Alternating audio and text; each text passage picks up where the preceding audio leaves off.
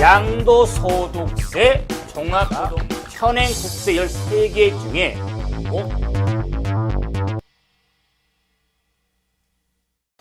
자, 이번 시간에 이제 222페이지 재산세, 납세 의무자부터 보도록 하죠.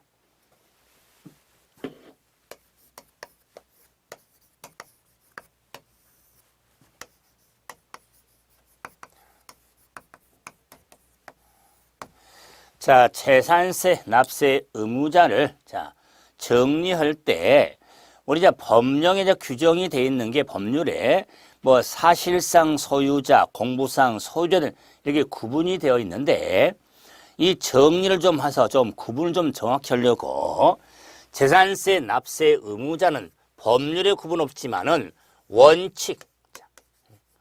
원칙과 외외 이렇게 하면 구분의 성이 필요하죠. 그래서 재산세, 납세 의무자는 원칙적으로 사실상 소유자가 납부할 의무가 있습니다. 그래서 재산을 사실상 소유하고 있는 자가 의무자인데 그 사실상도 6월 1일 과세 기준일 현재 재산을 사실상 소유하고 있는 자가 납부할 의무가 있습니다. 원칙적으로 끝. 자, 그래서 재산세는 대장세 성격이 강하지만 원칙은 사실상 소유자입니다. 자, 그럴 때 사실상 소유자가 의무자가 되기 때문에 공유 여러 사람의 지분 형태인 공유재산에 있어서는 지분권자가 납부할 의무가 있습니다. 지분 표시가 없을 때는 균등한 것으로 보겠죠. 자, 그런데 이제 문제는 뭐냐? 이 사실상 소유자가 의무자가 되기 때문에 주택에 있어서는 토지와 건물을 구분하지 않고 이런 단독주택이라면 저는 토지와 건물을 구분하지 않고 통합해서 주택분 재산세로 부과를 하죠. 그러기 때문에 이 주택의 건축물의 소유자 주택의 건축물의 토지, 부속 토지의 소유자가 다를 수가 있더라 그 말. 자, 이 다를 경우에 재산세, 납세 의무자는 그 소유자가 납부할 의무가 있습니다. 여기서 그 소유자는 갑도 되고 을도 되는데 뭘 포인트로 두냐면 토지와 건물의 소유자가 다를 경우니까 주택분에 대해서는 토지와 건물을 합산한 금액을 과필해서 세액을 산정하기 때문에 그 세액에 있어서 안분 쪼개줘야겠다거나 안분 계산을 해줍니다. 안분 계산에서 그 소유자에게 의무가 있게 되는 겁니다. 그럴 때 안분 계산을 뭘로 하냐? 토지하고 건축물의 안분 계산은 시가 표준의 비율로 안분 계산이 이루어진다는 거, 면적 비율이 아니라 시가 표준의 비율로 안분 계산해서 그 소유자가 납부할 의무가 있는 겁니다. 주택입니다. 주택. 상가 건물 땅 아니에요. 주택은 땅과 건물을 구분하고 통합해서 주택분 재산세로 부과하기 때문에 규정을 확인하고 있는 겁니다. 그런데 이제 이 사실상 소유자가 의무자가 되는데 우리가 2월 1일 전후에서 변동 등이 될 수 있잖아요. 그렇기 때문에 이 사실상 소유자는 지방세법상 취득세에 취득의 시기가 도래 취득한 자를 사실상 소유하고 있는 자로 봅니다. 자, 그렇기 때문에 취득 시기를 고려한다는 것은 단순하게 과세 기준일 하면은 2월 1일이죠. 그럼 2월 1일 현재 갑돌이하고 월순이가 매매. 자, 그래서 6월 1일 날 잔금 지급이 이루어졌다 그 말이에요. 그럼 당연히 갑은 자, 양도자 파는 사람 매도자 양도자가 되고 을은 산 사람 양수자가 되겠다. 자, 그랬을 때 2월 1일 현재 팔고 샀을 때 해당 연도 재산세 납세 의무는 원칙적으로 산 사람 양수자가 해당 연도 납부할 의무가 있습니다. 그래서 우리가 재산세 뭐 2, 30만 원 뭐 적은 돈이라지만 클 수 있잖아요. 뭐 재산세만 놓고 보면 절세를 따졌을 때 우리가 집 등을 사고 팔 때 자, 집을 팔고자 한 사람은 6월 1일 이전에 파는 게 좋고 집 등을 사고자 한 사람은 6월 1일 이후에 사는 게 좋습니다. 그게 절세예요. 왜 그러냐면 이전에 현재 사고 팔았을 때 산 사람이 납부할 의무가 있다는 것은 재산세 납세 의무는요. 그 재산의 소유, 보유 기간을 따지는 게 아니라 6월 1일 현재 재산을 사실상 소유하고 있는 자가 의무가 있게 되는 겁니다. 그래서 자, 현재 양수한테는 양수하고 의무가 있으니까 이전에 양수가 될 때 당연히 산 사람 양수인이 의무자가 되고 그러면은 이후에 사고 팔았을 때는 판 사람 양도인이 납부할 의무가 있게 된 겁니다. 그래서 이전에는 산 사람, 현재도 산 사람, 이후에는 판 사람이니까 일명 수도 이렇게 흘러가니까 자, 중요한 건 이전과 현재거든요. 현재는 수다 그 말이에요. 그래서 뭐 수수도 또는 뭐 수수료 이런 것들을 구분해도 괜찮죠. 그래서 뭐 수수도 이런 것들을 잡으시면 유용성이 있습니다. 그래서 이 사례적인 것을 가지고서 연관시키겠지만은 원칙은 사실상 소유자란 걸 잡으셔야겠죠. 자, 그런데 외외적으로 재산세 납세 의무는 공부상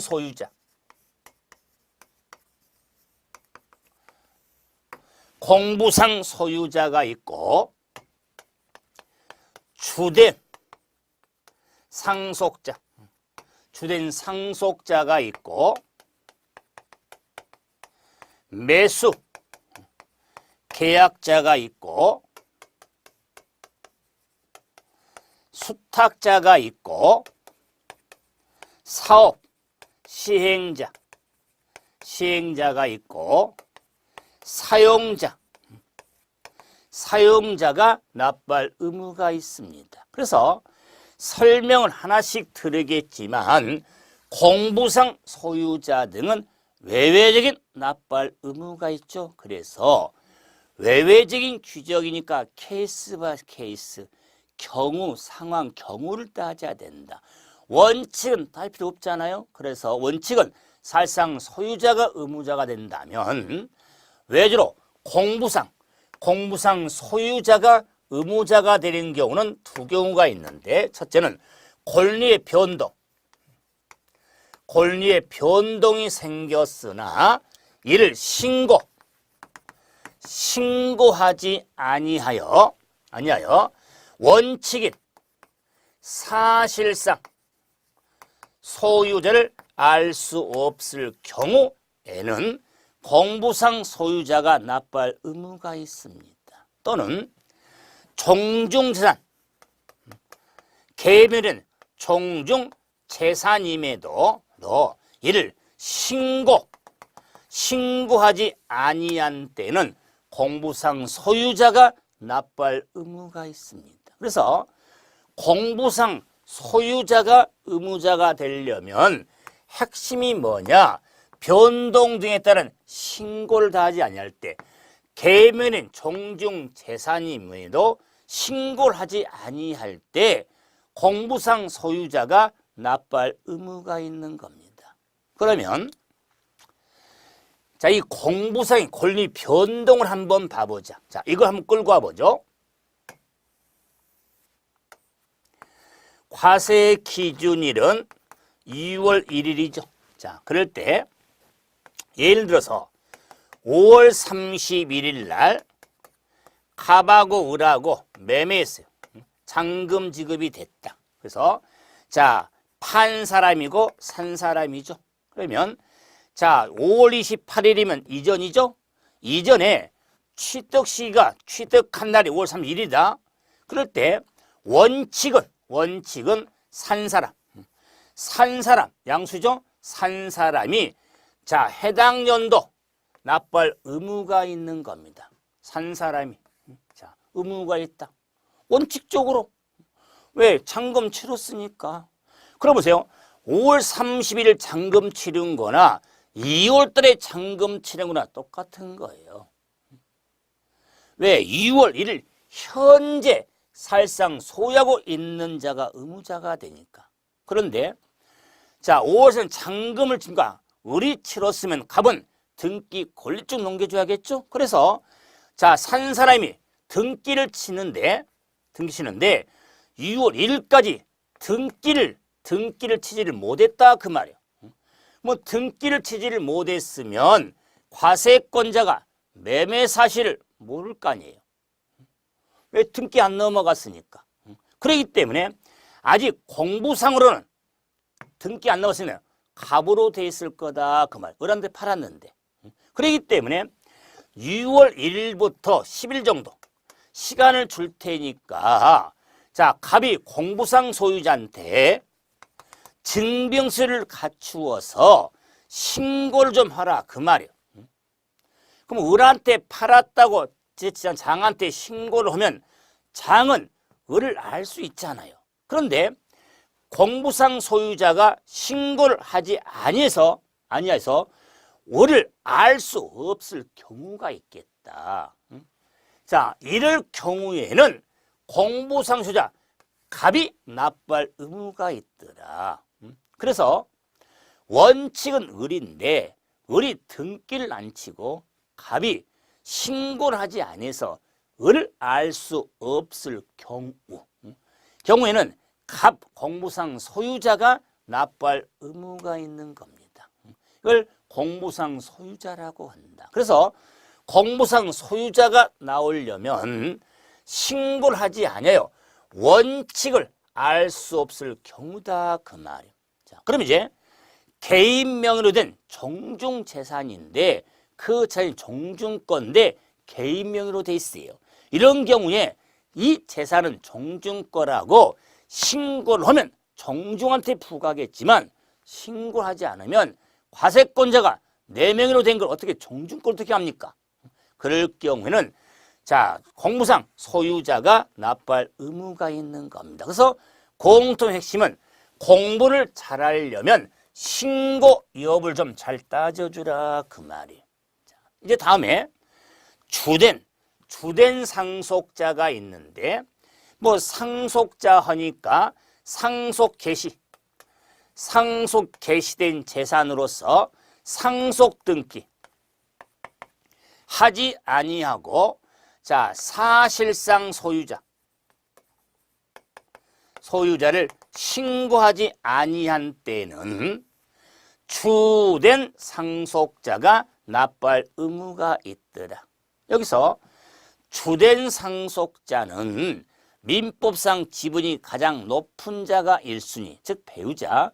2순위는 지분 높은 자가 2 이상이면 연장자 순으로 간다. 나이 많은 게 죄다 그 말이. 그래서 민법상 지분이 가장 높은 자 1순위, 2순위는 연장자로 가는데 상속 개시가 된 재산인데 상속 등기도 안 했으니까 그 재산이 누구 건지는 모르잖아요. 그 재산이 누구 거라고 신고하면 신고에 따라 부과하겠지만 신고하지 않으면 그 재산에 주된 상속자가 납부할 의무자에 공동으로 연대 의무 지는 게 아니에요. 주된 상속자가 의무자가 된다. 다음에 매수 계약자. 이 매수 계약자는 국가, 지방자치단체, 조합, 국가 등하고 갑돌이가 연부 매매 계약을 체결하고 사용권을 무상으로 부여받을 경우에는 매수 계약자가 납부할 의무가 있더라. 그래서 매수 계약자에게 의무자가 있는 경우는 국가 지방자치단체하고 무상을 염두에 줄 거. 무상연부. 자, 그래서 항상 무상으로 부여받을 때 매수 계약자가 납부할 의무가 있습니다. 자, 다음에 수탁자는 수탁자 명의로 된 신탁재산에 있어서는 수탁자가 납부할 의무가 있는데 유탁자별로 구분된 수탁자가 납부할 의무가 있다. 비록 수탁자 명의로 된 신탁재산에 있어서 수탁자가 납부할 의무가 있습니다. 수탁자 한 2년 됐지만 개정 내용이니까요. 다음에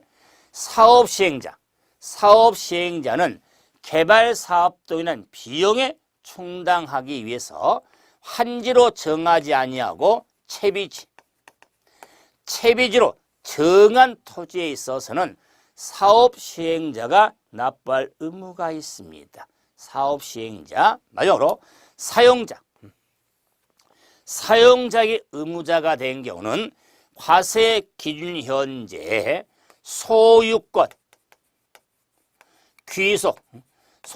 귀속이 분명하지 아니하여 원칙인 사실상 소유자를 확인할 수 없을 경우에는 사용자가 납부할 의무가 있습니다. 그래서 소유권 귀속이 분명하지 아니한 경우는 6월 1일 현재 분쟁한 소송이 진행 중일 경우는 과세권자가 판사가 아니니까 아직 결정이 안 났겠죠. 근데 판사가 결정할 때까지 기다리겠습니까? 그래서 이런 분쟁 소송 중일 경우에는 소유권 귀속 문제가 아직 확정이 안 됐죠. 그래서 원칙을 확인할 수 없다. 그 말이요. 그럴 때는 사용자가 납부할 의무가 있더라. 그래서 사용자가 의무자가 된 경우는 미리 통지가 이루어진다. 미리 통지해야겠죠. 그러면 가장 혼동이 뭐냐면 외부적으로 공무상 소유자가 되는 경우 사실상 소유자를 알 수 없을 경우 사용자도 사실상 소유를 확인할 수 없을 경우죠. 특히 원칙을 확인할 수 없으면 공부로 가면 될 거 아닙니까? 그런데 귀속이 분명하지 않는 거예요. 분쟁이 소송 중에 있으니까. 그럴 경우에 이해도 이해했지만 이제는 설명 들었으니까 안 틀리려면 사용자가 의무자가 되려면 소유권 귀속 문제가 나와서 귀속이 분명하지 않더라. 그 말이에요. 그 문장 안에서 사하고 귀하고 이렇게 두 단을 매치해보자. 그러면 귀사가 되겠죠. 그래서 저하고 사귀면 된다. 그 말이에요. 그러면 저하고 사귀시신 분 많을 거 아니에요? 그러신 분은 귀를 뜯어 사라. 그 말이에요. 표현이 그렇지만 그래서 사귀든지 귀를 뜯어 사든지 이렇게만 매치시키면 본시험에 자주 나온 규정인데 쉽게 갈 수가 있습니다. 그래서 재산세, 납세 의무자 원칙에 다 확인해 봤는데 신경 많이 쓰셔야 됩니다. 단순한 것 같아도 시험적으로 많이 영향 미치는 규정으로서 확인을 좀 해 주셔야 됩니다. 그래서 재산세 납세 의무자 한번 확인해 봤고 이제 비과세를 한번 가보죠.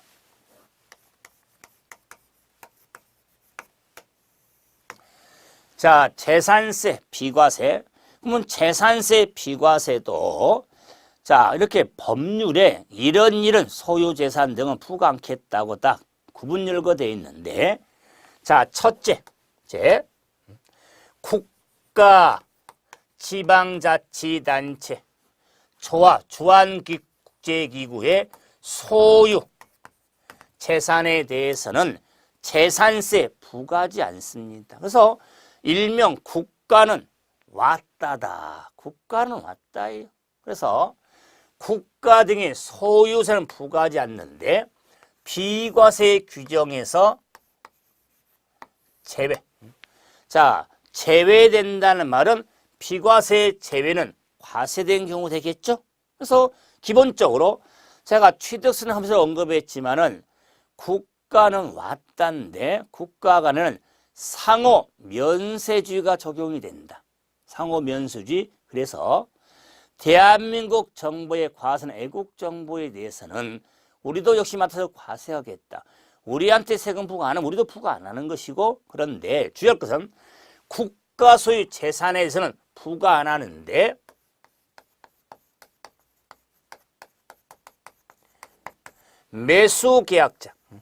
매수계약자에게 납세 의무가 있는 재산이 있더라. 그만. 자, 이보세요. 매수계약자에게 자, 납세 의무가 있는 규정인데, 네. 국가 등하고 갑이 연부 매매가 체결하고 사용권을 갑한테 무상으로 부여할 때 매수계약자 갑이 의무자인데 그 재산은 국가 소유 재산이거든요.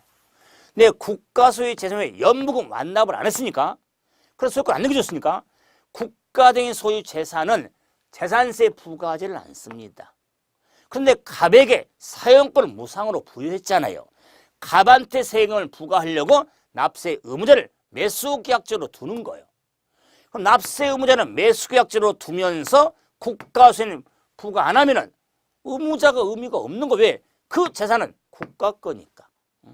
그렇기 때문에 매수계약자에게 의무가 있는 재산은 국가 소유의 재산은 국가 내 부과하는 게 아니라 매수계약자한테 부과가 이루어지는 겁니다. 그래서 국가 등의 소유자는 부과 안 하는데 매수계약자에게 의무가 있는 재산, 재산세를 부과합니다. 자, 다음 두 번째. 국가, 지방자치단체 조합이 1년 이상 공공적으로 사용한 재산은 부과하지 않습니다. 1년 이상 공공용이죠. 그런데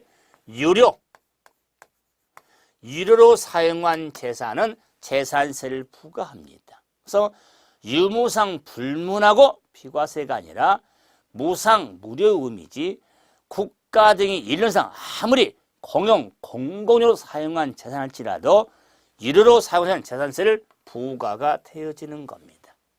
다음,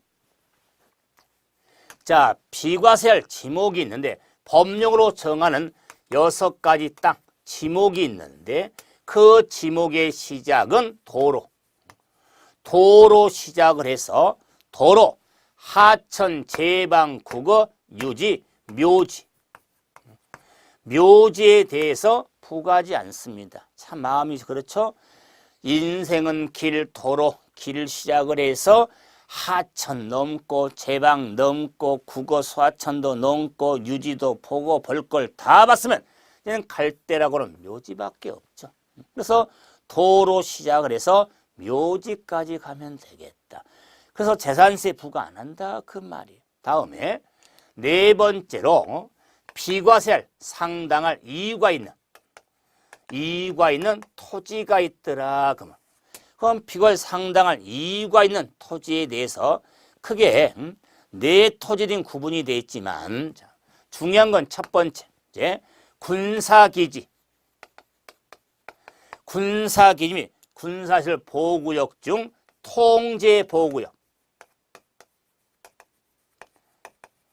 통제보호구역에 있는 토지는 재산세 부과하지 않습니다. 통제 보호구역에 있는 땅, 그런데 그 통제 보호 있는 땅이라 할지라도 전이라든가 답이라든가 과수, 농지죠. 농지라든가 대지에 대해서는 과세가 됩니다. 자, 통제 보호구역에 들어가면 유무니까, 그런데 그 통제 보호구역에 들어가서 농사 짓고 집 짓고 산 집은, 땅은 재산세는 부과하겠다 그 말이에요. 왜? 사용수익 의미가 있으니까. 그래서 통제 보호구역에 있는 땅은 비과세인데 전답, 과선, 대지는 과세가 되니까 구분 좀 신경 써주셔야 된다. 반대 생각하면 안 됩니다. 다음에 자, 산림보호구역. 산림보호구역의 임야라든가 채종림, 시험림 있습니다. 채종림이라든가 시험림 등은 부과하지 않겠다 그 말이에요. 자, 주요 규제는 세 번째, 자연공원법. 자연공원법에 따른 공원자연, 공원자연 보존지구, 보존지구 임야가 있겠다 그 말이에요. 핵심은 보존지구입니다. 공원자연 보존지구 안에 임야 재산세 부과하지 않습니다. 임야. 자, 다음에 백두대간 보호법에 따른 백두대간 보호구역에 임야가 있습니다. 그래서 자, 비과세할 상당한 이유가 있는 토지에 있어서 군사기지 규정하고 자, 우리가 공원, 자연, 보존지구의 임야, 특히 이 부분에 좀 신경을 쓰면서 구분 정리 좀 하셔야 됩니다. 자, 그런데 이제 다섯 번째, 임시건축물. 공사현장 사무소, 자, 임시흥행장 등의 임시건축물에서 역시 재산세 부과하지 않는데 임시건축물이 할지라도 과세 기준일 현재 1년 미만인 것. 그래서 과세 기준이 현재 1년 미만인 것에 대해서 재산세 부과하지 않습니다. 자, 그런데 이제 이와 같은 이유가 있는 땅이라든가 임시 건축물을 할지라도 그 사안이 사치성 재산이 된다거나 수익사업에 사용할 경우에는 재산세를 부과합니다. 그래서 사치성은 안 되면 비과세 못 받습니다. 자, 다음 이제 여섯 번째, 재구조 도선용, 재구조 도선용 선박. 그래서 부과하지 않습니다. 마지막 일곱 번째, 과세인 현재 철거 명령을 받았거나 보상 계획이 확정 체결된 건축에서 부과하지 않습니다. 그래서 재산세, 비과세 규정 다 했습니다. 이외에는 없습니다. 자, 그래서 재산세 이 비과세 규정의 틀을 좀 생각하면서 정리 좀 하시면 되겠다. 그래서 자, 이 국가 등에 대한 비과세 정리했을 때 보세요. 시험 쪽이니까 이렇게 비과세 규정에서 이렇게 제외된 자, 이런 것도 좀 신경을 쓰면서 봐주시면 훨씬 더 유용성 있게 정리가 되어질 겁니다. 그래서 재산세, 비과세 규정, 매수계약자에게 납세 의무가 있는 재산, 위로로 사용한 재산, 농지, 대지, 그 다음에 사치성 재산, 수익사업에 사용한 자, 이런 재산 등은 재산 비과세 받을 수가 없다는 것. 자, 그래서 자, 세금, 재산세에 대한 대상 의무자, 비과세까지 한번 봤죠. 그러면 비과세를 받으면 세금 계산 안 합니다. 그러면 비과세를 못 받으면 세금 계산해야겠죠. 그래서 재산세, 과세 표준으로 가봅니다.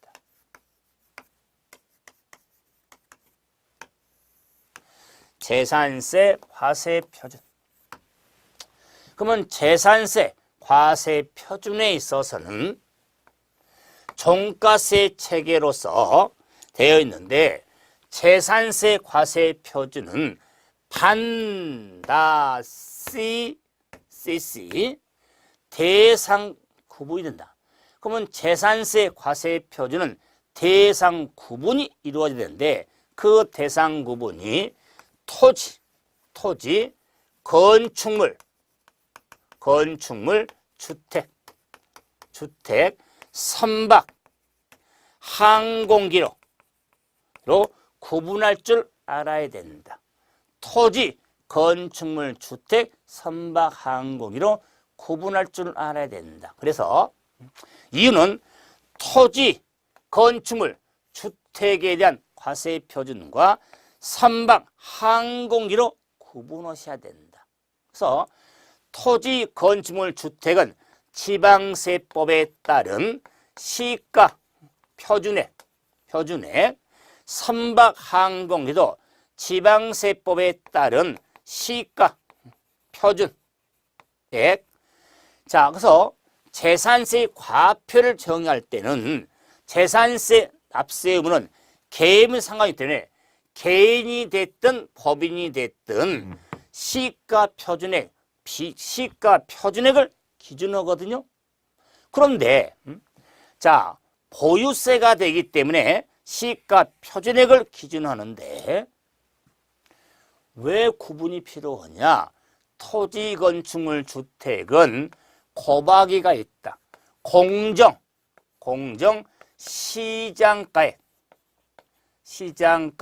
비율을 곱하여 산정한 가액이 과세 표준이면 선항은 곱하기가 없습니다.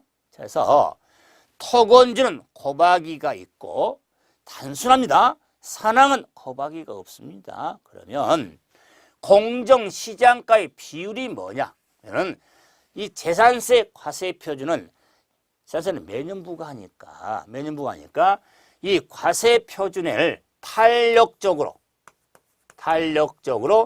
적용하려고 만든 비율이 공정시장가의 비율로서 토지, 건축물하고 주택하고 구분이 돼 있다. 공정시장가의 비율은 토지, 건축물은 70% 플러스 마이너스 20, 주택은 60% 플러스 마이너스 20%가 된다. 그래서 70%에서 20% 빼고 둬라. 그 말에 저는 잘난 척한 게 아니라 이래야 구분이 필요하니까. 그러면 70% 빼 20% 빼고 되니까 20 빼니까 50에서 더하니까 90. 100분의 50에서 100분의 90까지가 토지 건축물의 공정시장가의 비율하고 주택의 공정시장가의 비율은 40%에서 80%까지 20% 더하고 빼니까.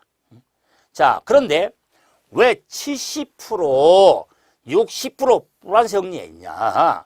자, 범위는 50서 90%, 40서 80%까지인데 실제 법령에 따라서 토지 건축물은 70%, 올해 2017년에도 70% 적용하고 주택은 60% 적용한다. 그 말이에요.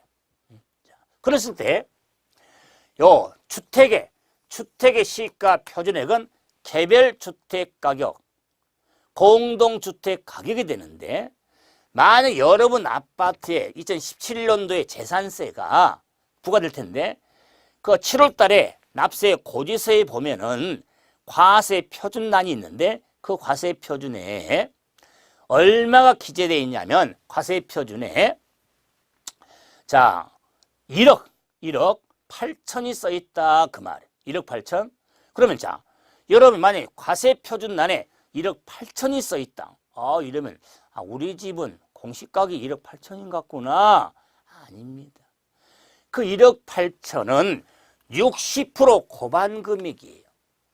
그러면 얼마 60% 곱해야 1억 8천입니까? 3억. 그래서 여러분 아파트의 공시가격, 즉 4월 달에 공시하는 가격이 3억이란 걸 알 수가 있는 거예요. 3억의 60%니까 368. 1억 8천이 과세 표준이 되는 겁니다. 1억 8천이 세금이 되는 게 아니라 세금은요 과합해다 세일을 곱해야 되니까. 세일은 또 다음 시간에 하게 되겠죠? 그랬을 때 과세 표준하면은 자 단순합니다. 곱하기를 하냐 안 하냐. 토건주는 곱하기를 하고 선항은 곱하기를 안 한다는 거. 그래서 자 시가 표준액을 기준하는 것도 중요하고 곱하기 하냐 안 하냐. 그래서 이 과세 표준의 규정은 많지 않지만 시험적으로 단골 중에 단골이 되니까 이런 거 신경을 많이 쓰셔야 됩니다. 그래서 과세 표준. 다음 세율을 정리해야 되는데 세율은 좀 정리할 내용이 많거든요. 그래서 한번 일관되게 정리하기 위해서 이번 시간은 여기서 마무리하죠. 수고하셨습니다.